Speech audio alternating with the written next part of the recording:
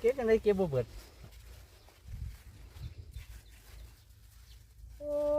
เก็บแตงแล้วให้เฮาได้นำกลนเก็บไว้มันเป็นยังไงจ้ะลูกศิษย์นี่สอนหยาสอนซ่าฮะเก็บแตงเลยให้ได้เก็บน้ำกลนดีโอ้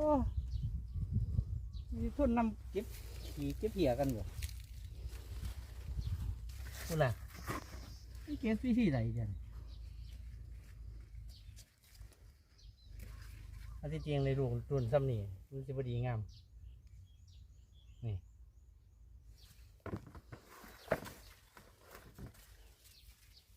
ซ้ำนี่ก็ยังว่าหน่อยอยู่นี่